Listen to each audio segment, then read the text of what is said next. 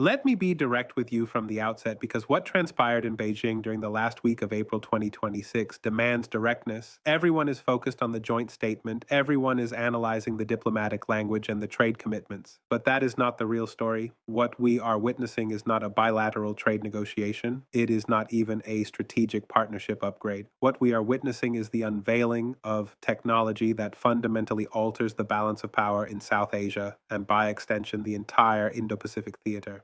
I am looking at technical specifications that were quietly released by Pakistan's Defense Production Division exactly 72 hours after Prime Minister Shehbaz Sharif returned from Beijing. What it shows is not an incremental improvement to existing weapon systems, it is not a minor upgrade to surveillance capabilities. What it shows is a domestically manufactured hypersonic glide vehicle with a confirmed range of 2,400 kilometers, powered by a ramjet propulsion system that Western analysts did not believe Pakistan possessed the technical capacity to produce.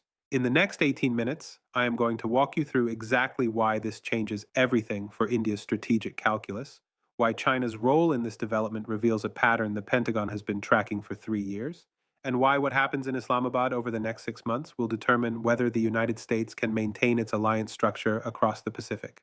This is the Marandi Report. Subscribe now if you have not already, because what we are about to cover is being actively analyzed by American military planners and is not speculation. Let's start with Pakistan's defense industrial base because context matters here. Pakistan operates what defense analysts call a hybrid military industrial complex. Roughly 60% of its advanced weapon systems have historically come from either Chinese manufacturers or technology transfer agreements with Beijing.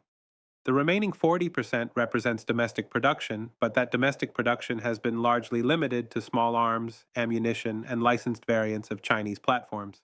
The Kamra Aeronautical Complex, located approximately 65 kilometers northwest of Islamabad, is Pakistan's primary aerospace manufacturing facility. To put that in perspective, Kamra produces the JF-17 Thunder multi-role fighter, but that aircraft is a joint Sino-Pakistani project where the engine, avionics, and most critical subsystems are manufactured in China and assembled in Pakistan.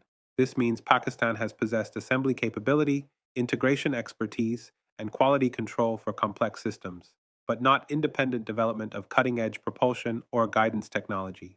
According to Jane's Defense Weekly and confirmed by multiple Western military analysts, the technical leap represented by this hypersonic glide vehicle is not incremental. Dr. Mansoor Ahmed, a nuclear weapons and missile technology expert at Quaid-e-Azam University in Islamabad, stated publicly on April 27th that the ramjet propulsion system requires, and I'm quoting him directly here, metallurgical precision, thermal management systems, and computational fluid dynamics modeling that would typically require a decade of iterative testing to perfect. Subscribe if you are watching this and realizing you are not getting this level of analysis anywhere else. Now let's talk about what Pakistan actually built and why the timing matters more than the technology itself. Announcement number one, the Shaheen-4 hypersonic glide vehicle, and this one matters more than anything else because it represents the first confirmed operational hypersonic weapon system in South Asia. The Shaheen-4, according to specifications released by Pakistan's Strategic Plans Division, travels at speeds exceeding Mach 8 during its terminal phase. That is approximately 9,800 kilometers per hour. The vehicle uses a boost glide trajectory, meaning a ballistic missile boosts it to altitude. Then the glide vehicle separates and maneuvers toward its target at hypersonic speeds while remaining within the atmosphere. This flight profile makes it extraordinarily difficult to intercept because it does not follow a predictable ballistic arc. According to reporting by Defense News and confirmed by satellite imagery analysis from the Center for Strategic and International Studies, Pakistan conducted 3 test launches of the Shaheen-4 between March 14th and April 19th, 2026. All 3 launches originated from the Tilla Range in Punjab province. The first test traveled approximately 1,800 kilometers. The second test achieved 2,200 kilometers. The third test, conducted just 8 days before the Beijing summit, reached the declared maximum range of 2,400 kilometers. Commander Liu Wei, a Chinese military analyst quoted in the South China Morning Post, described the Shaheen-4 as, and I am quoting him directly here, a weapon system that renders existing Indian ballistic missile defense architectures obsolete because the intercept window is measured in seconds, not minutes, and the flight path is unpredictable until terminal phase. Pakistan currently operates between 12 and 18 of these systems, according to estimates from the International Institute for Strategic Studies. That number matters. 12 systems means Pakistan can hold at risk every major Indian strategic installation within 2,400 kilometers of the Pakistani border. That includes New Delhi, Mumbai, Bangalore, and critically, India's nuclear command and control facilities in Uttar Pradesh and Madhya Pradesh. Received. That is announcement number one. Announcement number two, the technology transfer agreement signed in Beijing. This is the part China has confirmed. On April 24th, 2026, while Prime Minister Sharif was still in Beijing, China's Ministry of National Defense released a single paragraph statement confirming that China and Pakistan had signed a memorandum of understanding on advanced propulsion systems research and joint development of precision guidance technologies. The statement was 87 words long. It mentioned no specific systems. It provided no timeline. But what it confirmed was that the Shaheen 4 development did not happen in isolation. Stay with me because this is where the narrative completely changes and where the implications for American strategy in the Indo-Pacific become impossible to ignore. According to Bloomberg and multiple regional diplomatic sources, the Beijing meeting included a closed-door technical briefing attended by representatives from China's Academy of Aerospace Propulsion Technology, Pakistan's National Engineering and Scientific Commission, and senior officials from Pakistan's Strategic Plans Division. The briefing lasted 4 hours. No photographs were released, no agenda was published, but three sources with knowledge of the meeting, speaking on condition of anonymity, told Reuters that the discussion centered on ramjet engine testing facilities, wind tunnel access, and computational modeling for hypersonic flight dynamics. What this means is not that China handed Pakistan a finished weapon system. What this means is that China provided the industrial infrastructure, the testing facilities, and the technical expertise that allowed Pakistan to develop a weapon it could not have developed independently. The difference matters. Pakistan can now claim indigenous development. China can maintain plausible deniability. And the United States cannot impose arms control restrictions on a weapon that was not directly transferred.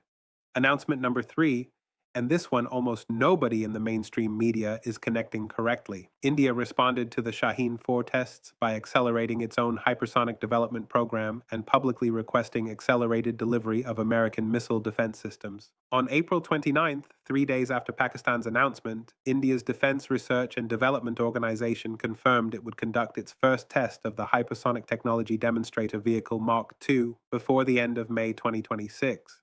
That test had originally been scheduled for August. The acceleration is not coincidental.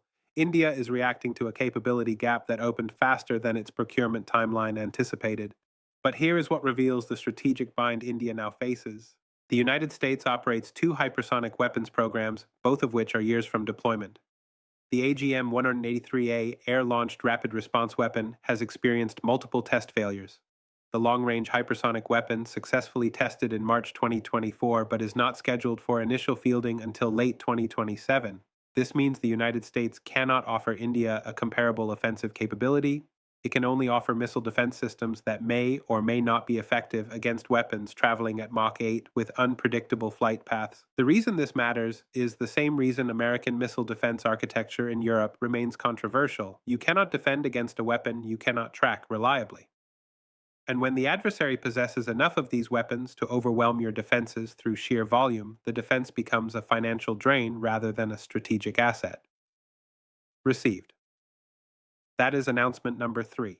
Now, let's talk about what is really happening behind the headlines because there are two stories playing out simultaneously and the mainstream media is only covering one of them.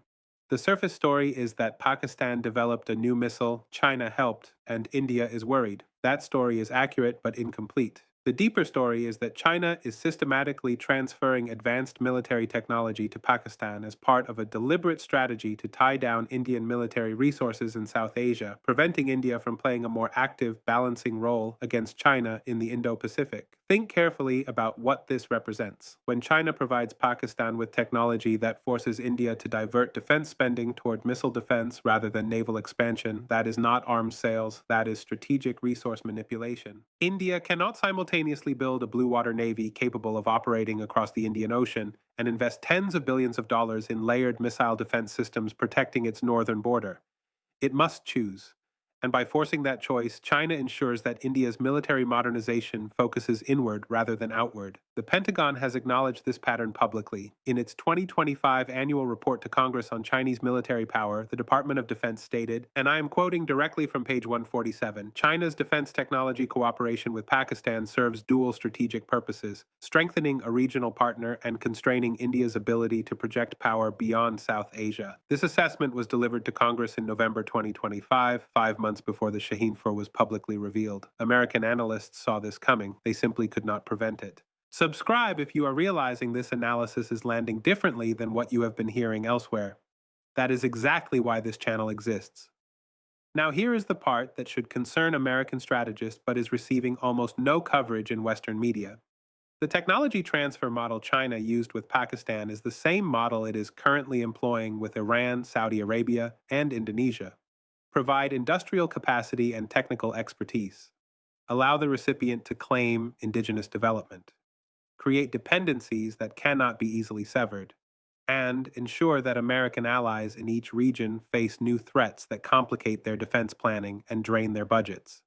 If you operate a defense procurement office in New Delhi, Washington, Tokyo, or Seoul, what is happening in Islamabad is not a South Asian story.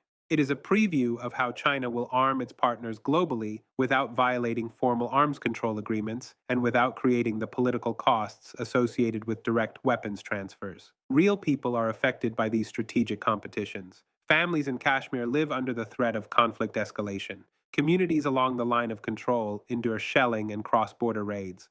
When Pakistan acquires a weapon system that lowers the threshold for nuclear use because it can strike deep into India with conventional precision, that does not make war more likely in a vacuum, but it does make miscalculation more dangerous.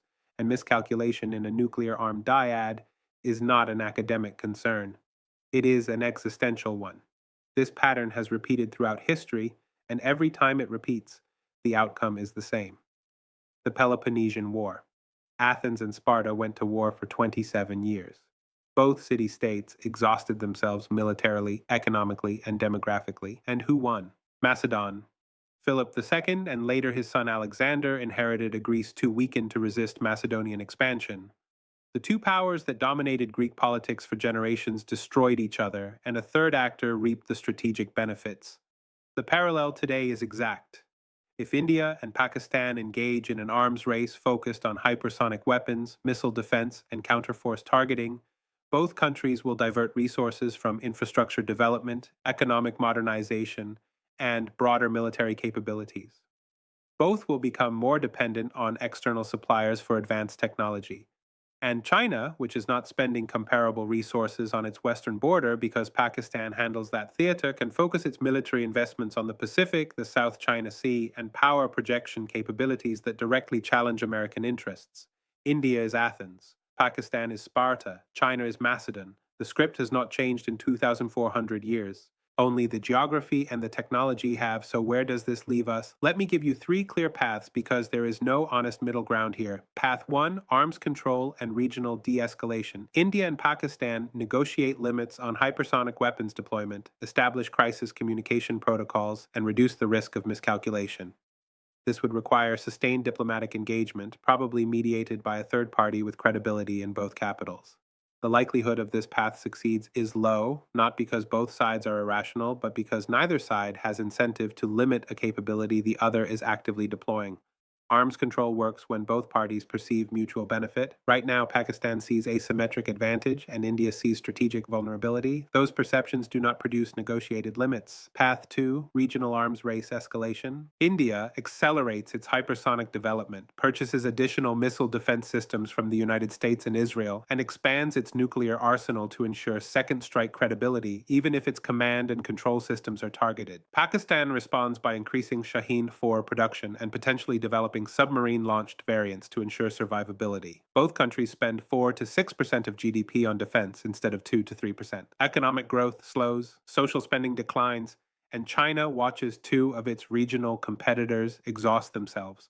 Path 3, and this is the one I think we are closer to than the headlines suggest, India pivots toward greater defense cooperation with the United States and attempts to leverage Quad partnerships to offset Pakistan's technological gains. This means deeper intelligence sharing, joint development of missile defense systems, and potentially forward deployment of American assets in India to provide early warning and tracking for hypersonic threats. The problem with this path is that it accelerates exactly the dynamic China wants to avoid, which is Indian integration into a broader American alliance structure in the Indo-Pacific. And that makes this path inherently unstable because it invites Chinese countermoves, including potentially more aggressive support for Pakistan or even direct pressure on India's northern border to remind New Delhi that alignment with Washington carries costs. I think we are on path 3 with elements of path 2 bleeding through. India will deepen ties with Washington while simultaneously building its own capabilities, and Pakistan will continue receiving Chinese support to ensure India cannot disentangle from South Asian security concerns. The result is not war necessarily, but it is sustained strategic competition that limits India's ability to play the role American planners want it to play in the Indo-Pacific. Here are the questions I want you to take away. How does India balance its strategic autonomy with its growing dependence on American missile defense technology? How does Pakistan manage the dependencies it is creating with China without sacrificing sovereign decision-making? And how does the United States navigate a relationship with India that requires providing advanced military technology to a country that is not a treaty ally and maintains strategic partnerships with Russia?